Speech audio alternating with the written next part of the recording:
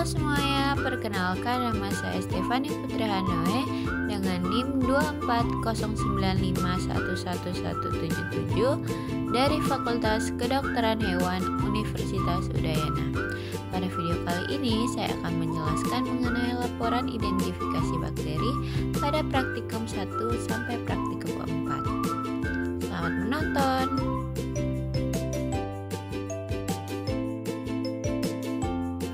Pada tahap awal investigasi kasus penyakit pada ayam, dilakukan pengambilan sampel berupa feses dari ayam yang menunjukkan gejala klinis. Sampel diambil langsung dari ayam yang masih hidup dengan kondisi klinis seperti lesu, diare, dan penurunan nafsu makan. Karakter feses ayam yang diambil adalah warna hijau atau kuning pucat, konsistensi encer atau semi padat, dan berbau menyengat. Pengambilan sampel dilakukan menggunakan swab steril, kemudian dimasukkan ke dalam plastik atau media yang dinokulasi ke dalam media pertumbuhan.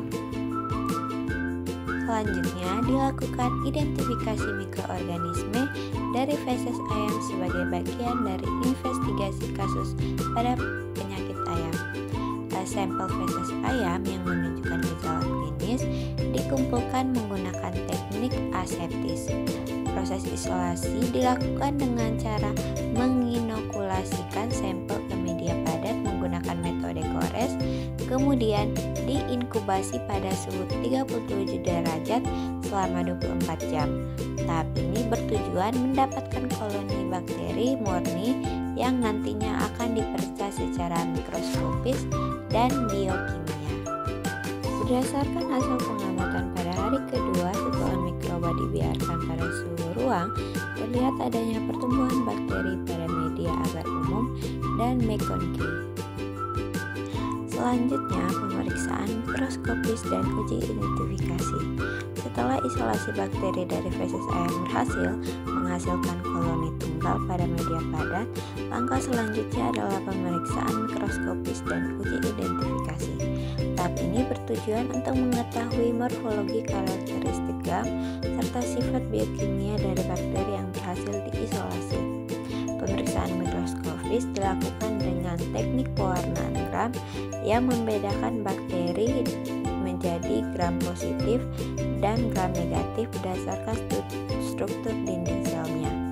Pewarnaan ini juga membantu menentukan bentuk dan susunan bakteri, apakah bakteri berbentuk fukus atau basil, serta tersusun tunggal dan berantai atau berkelompok.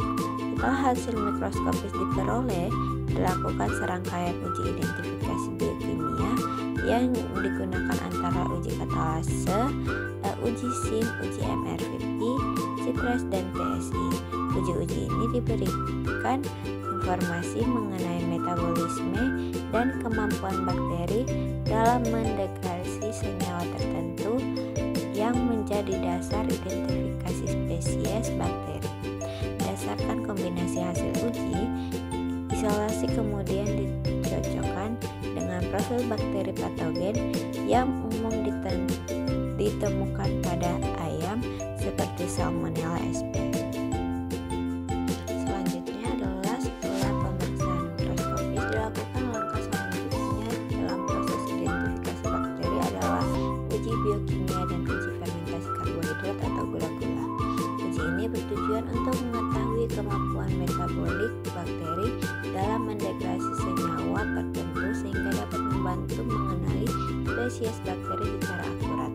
Beberapa uji biokimia yang digunakan yaitu seperti SIM-TEST untuk melihat produksi hidrogen, MRVP untuk mengetahui jalur fermentasi, CITRAT atau untuk menilai kemampuan menggunakan sitrat, TSI untuk mendeteksi fermentasi glukosa, laktosa, sukrosa, dan produksi gas. Selain itu dilakukan juga uji gula-gula dengan media cair yang mengandung gula spesifik untuk melihat kemampuan bakteri memfermentasi gula tersebut, ditandai dengan perubahan warna media dan pembentukan gas. Uji-uji ini sangat penting karena setiap spesies bakteri memiliki profil metabolik yang khas, sehingga kombinasi hasilnya dapat digunakan untuk identifikasi bakteri secara lebih spesifik dan akurat. Selanjutnya, merupakan uji sensitivitas. Uji sensitivitas antibiotik merupakan tahap lanjutan yang penting setelah identifikasi bakteri. Tujuan dari uji ini adalah untuk mengetahui jenis antibiotik yang paling efektif dalam menghambat atau membunuh bakteri hasil isolasi. Dalam dunia veteriner, uji sensitivitas sangat penting untuk mencegah penggunaan antibiotik yang tidak dapat dan menghindari timbulnya resistensi antimikroba. Metode yang digunakan adalah metode Kirby Power, yaitu dengan meletakkan cakram antibiotik pada media agar yang telah diinokulasi bakteri. Setelah inkubasi, diamati zona hambat yang terbentuk di sekitar cakram untuk menentukan apakah bakteri sensitif, resisten, atau intermediate terhadap antibiotik tersebut.